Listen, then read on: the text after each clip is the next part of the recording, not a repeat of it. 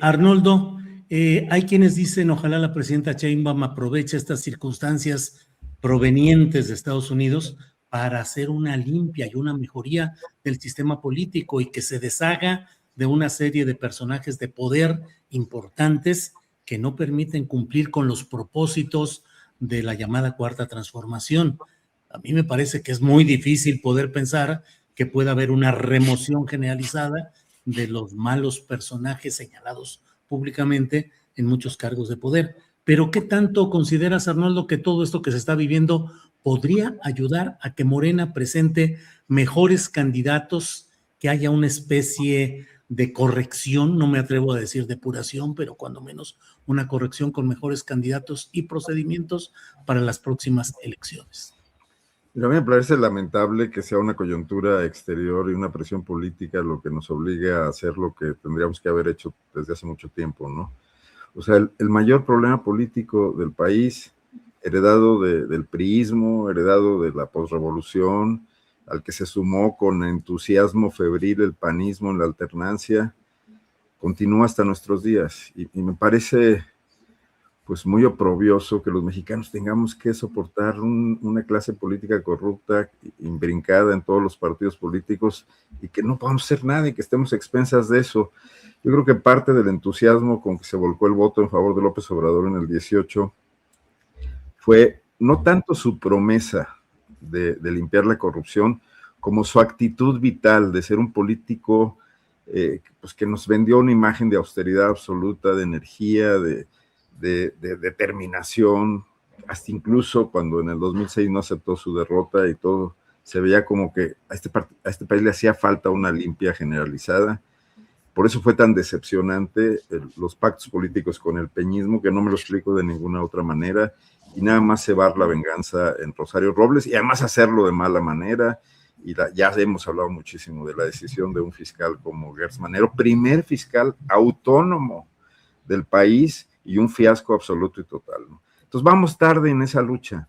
Si hoy la presidenta, ya cuando tenemos como la rana de la historia de la sopa, que la temperatura, todo lo que da y estamos cocinados, todavía se lo está pensando para tomar determinaciones que ya son para salvar el proyecto político del que forma parte, en el que ha invertido buena parte de su vida, pues me parecería que no tenemos por qué darle ningún consejo. Yo creo que, o sea, le urge hacer algo. Y también el tema no es esa limpia generalizada y agarrar, o sea, algunos casos emblemáticos podrían mandar una señal de cero tolerancia a la corrupción de aquí en adelante, ¿no? Se logró de alguna manera en el priismo cuando los gobernadores todos de la camada peñanietista cayeron, y creo que eso determinó muchísimo la suerte del PRI, y parecía que había la base sustantiva para que Morena prosiguiera con eso ya en el poder, ¿no? Pero pues esto se vino abajo porque no continuó. Los políticos de Morena también están en una total impunidad y saben que no les va a pasar nada, como lo están también los panistas, ¿no? Que forman su pequeña cofradía. Ricardo Anaya haciendo negocios cuando era aspirante a la presidencia de la República, porque si bien Peña Nieto lo persiguió, no le inventó los cargos, ¿no? Estaban ahí muy reales. Entonces, pues si la Cuarta Transformación decide seguir aguantando estos temas con criterio político y tomando en consideración los equilibrios futuros y la amalgama de ese movimiento todavía tan pues escasamente institucionalizado y todavía siendo casi una masa amorfa, producto de que casi parece un poco las huestes revolucionarias, ¿no? Confrontadas entre sí con distintos proyectos, y no hay manera, no se dan esas batallas todavía que logren que una se sobreponga sobre otra, ¿no? Sí. Entonces, pues está el campo abierto para que quien quiera construir políticamente algo, y mira, lo estamos viendo en muchas de las elecciones ahorita en España, en algunas de las entidades estas, de las comunidades, donde están surgiendo, frente a la caída del PSOE, están surgiendo expresiones regionales de política. Acaba de pasar en Andalucía, ¿no? Entonces, sí, bueno, pues ahí queda la cancha abierta para que si no se cumple esa promesa, yo creo que el sentimiento de rechazo a la corrupción sigue vigente en el pueblo de México, en la sociedad mexicana, ¿no? Bien, Arnoldo, gracias. Sobre este tema, Temoris Greco, ¿qué opinas? ¿Crees que Morena pueda corregir, mejorar, aprovechar el momento y presentar perfiles diferentes? ¿O hay un mal sistémico, un mal estructural que no va a permitir que se den los cambios, cuando menos urgentes o casi necesarios, Temoris? Mira, pues me gustaría sacar la cartita a los Reyes Magos y empezar ahorita mismo a decir que espero que Morena sí efectivamente pueda presentar listas de candidatos el próximo año impolutas. Pero es muy difícil. La tarea, en principio, de Citlali Hernández y de Ariadna Montiel debería ser esa. Pero la verdad es que no pueden inventarse cosas que no existen. Hay muchos estados en donde simplemente no tienen de dónde agarrar. O si agarran de lo mejorcito que tienen, se enfrentan a los poderes fácticos reales de la 4T en esos estados. Entonces, como ¿de dónde? Tiene que ser un proceso más largo, a menos que decidan sacrificar su poder y decir, bueno, pues por ejemplo, en San Luis Potosí vamos con lo mejor que tenemos y vamos a enfrentarnos con todo a Gallardo y a su cofradía, y lo cual significa enfrentarse al Partido Verde y hacer implotar la coalición que les ha permitido mantener este gobierno, ¿no? o esas mayorías. ¿Qué están dispuestas Citlali y Ariadna y por extensión, bueno, más bien por encima de ellas, Claudia, a sacrificar para limpiar la 4T? Pues es lo que vamos a ver, hasta dónde están dispuestas a hacer un sacrificio político que les haga perder espacios con la ganancia de tener gente más confiable, que además sea presentable ante la sociedad. Eso es lo que vamos a ver, allí está la apuesta. Es difícil, pero se tiene que empezar por algún lado y pues estamos esperando que empiecen ya. Bien, Temoris, gracias. Diana, ¿qué opinas de esta circunstancia de Morena en esta coyuntura? ¿Podrá hacer un paso importante en la regeneración nacional? ¿Podrá cambiar sus estilos, sus candidaturas, sus perfiles dominantes? ¿O crees que estructuralmente Morena no podrá dar un cambio cualitativo? Fíjense que escuchaba hace unos días una entrevista que dio Citlali a Denise Merker, que la recomiendo porque me pareció muy interesante escucharla, y ella daba un elemento que me puede servir para responder esto, ¿no? Ahora, ella decía que ellos tienen claro, o bueno, ella asumía la claridad de que tienen que ir a las elecciones intermedias con la finalidad de que se sostenga la posibilidad de tener mayorías calificadas en el Congreso, ¿no? Evidentemente ahí la evaluación es qué otras grandes reformas constitucionales o para qué finalidades habría de requerirse esa mayoría, ¿no? Y también eso nos lanzaría la evaluación de qué es lo que estaría pensando como una agenda programática de mediano plazo la propia presidenta a partir de que se diera ese proceso electoral, ¿no? Y creo que ahí está parte de la ecuación de este problema, porque no podemos obviar el hecho de que Morena va a tener que seguir buscando ganar elecciones. O sea, yo creo que sería una pregunta equívoca suponer que es cuestionarles si van a decidir o no entrar a los procesos electorales para ganarlos. Yo creo que van a seguir optando por eso. Pero como sabemos, esto va a dirimirse también en términos regionales. Decía Temoris, pues esto también depende del estado, depende del distrito electoral, las fuerzas efectivas y fuerzas políticas con las que ya se haya contraído alianza en el pasado o que durante la gestión de estos años finalmente se hayan fraguado como fuerzas políticas con capacidad de movilización, en este caso de voto. Entonces, creo que ahí las realidades son diferentes, ¿no?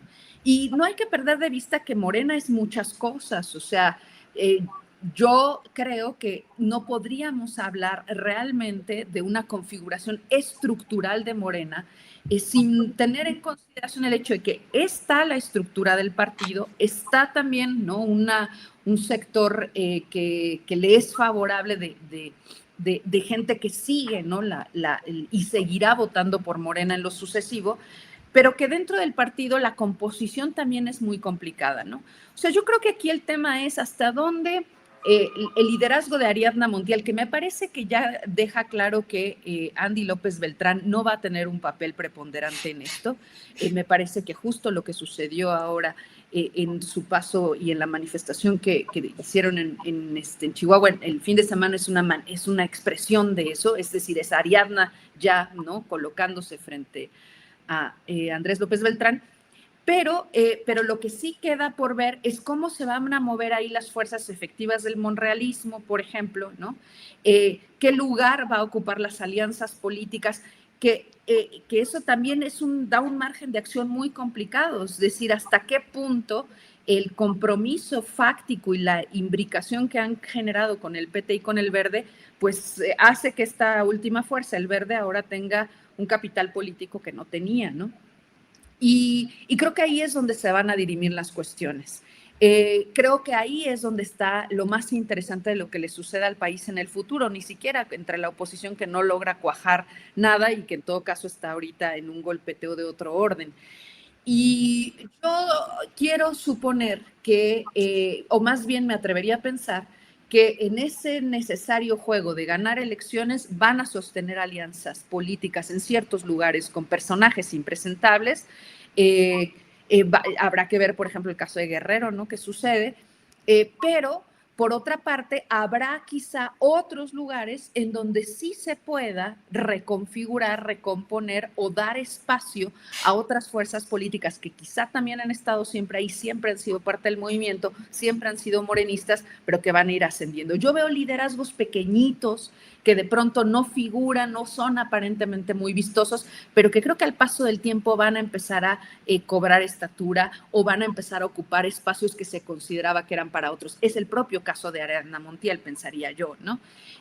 No se le pensaba, ¿no?, en un lugar de dirigencia nacional hace tan solo unos años, y ahora está ahí desplazando a figuras mucho más vistosas y orgánicamente más articuladas a ciertas fuerzas del partido o de la tradición de las corrientes que sí existen en ese partido. Entonces creo que más bien ahí no hay una respuesta dicotómica, sino más bien ir viendo esto. Tenemos una cultura política, además hay que reconocer, este no es un problema solo de Morena, este no es un problema solo del modo en el que ellos hacen política, tenemos una cultura política también que deposita y que tiene un modo de actuar que empobrece también nuestra capacidad de incidencia como sociedad civil en esta toma de decisiones. Las estructuras absorben, ¿no?, tienden a absorber, tienden a cooptar, tienden a quitar fuerza social, ¿no?, a la sociedad o a la población o al pueblo de México. Entonces, yo creo que hay muchos niveles y me parece que más bien habrá que estar atentos a lo que va sucediendo en el orden regional, ¿no? Bien, Diana. Vamos con Arnoldo Cuellar.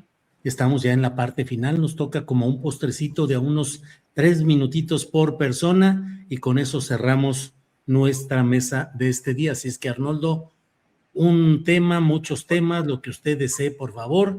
No importa que sea de Guanajuato, no importa, usted aquí tiene. Adelante, Arnoldo. No tenemos muchos temas hoy. No, yo quisiera abundar sobre esta situación porque pues esa cultura política de la que habla Diana muy bien, pues es el ADN priista, ¿no? Y yo creo que tiene un único mandamiento, que es nefasto, que es que se entra a la política para ganar dinero, para enriquecerse. O sea, es el famoso no me des, ponme donde hay.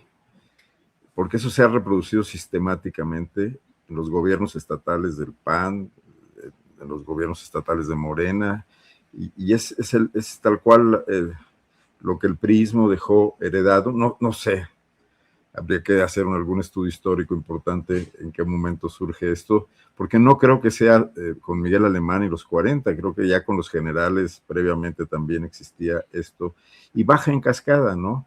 Y entonces genera protecciones políticas a todos los niveles, porque pues hay capas de complicidad una tras otra.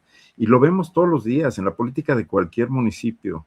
Y eso es lo que parece muy injusto, pero además es una pésima pedagogía, porque si un ciudadano pretende servir a su comunidad y participar políticamente, tarde o temprano queda enredado en eso mismo. Y o es muy torpe si no lo hace, o lo defenestran si él se pone a impedirlo de alguna manera. Y creo que es algo que tenemos que discutir y no perdonarle a Morena porque haya planteado desde el discurso que iba a terminar con eso, sino reclamarle incluso el doble porque teniendo ese planteamiento y habiendo logrado convencer a muchos mexicanos, pues ya en la práctica lo dejó totalmente atrás, ¿no? Entonces, que hoy sea el embate coyuntural norteamericano, en cualquier momento, cualquier tipo de intrusión de este tipo hubiera encontrado chivos expiatorios de cualquier partido político, ¿no? Pero lo grave es que seamos los mexicanos los que no lo estamos viendo. Y cuando vemos que a la presidenta de la República, alguien en la mañanera establece una pregunta donde habla de malos manejos de algún funcionario, todo, inmediatamente su respuesta es como la que dio hoy, ¿no? De la expriista esta del Estado de México, diciendo, está trabajando muy bien, está haciendo las cosas Alejandra muy del bien. Moral. ¿Cuántas veces no le hemos escuchado de gobernadores que hacen tropelías diciendo, está trabajando muy bien y está haciendo las cosas muy bien? Bueno, pues o la están engañando o no quiere darse cuenta de esa realidad, pero además no sería únicamente su chamba, tendrían que funcionar las estructuras. Por ejemplo, ¿dónde está la Secretaría Anticorrupción? Que muchos creímos que Raquel Buenrostro, con la eficacia que había tenido en otros desempeños, podía echarla a andar, ¿no? También, bueno, pues todo ese sistema anticorrupción, que fue la forma de lavarse la cara de Peña Nieto después de la Casa Blanca, está igualito, nadie le ha metido la mano, una sola reforma para desaparecerlo, ya que no sirve para nada y cobran muy buenos dividendos los integrantes de esos consejos en cada estado del país y a nivel nacional, o para darle algo de dientes. No tenemos un solo instrumento para luchar contra la corrupción. La prueba fue el fracaso de Gertz Manero con los pocos casos que abordó, ¿no? Entonces sí estamos inermes y estamos a expensas de que, pues, bueno, en cualquier momento el que le rasque poquito en cualquier parte encuentre a esos alcaldes que aparte de robar se pactan con el crimen organizado en todas las geografías del país para tener recursos para su campaña, etcétera, ¿no?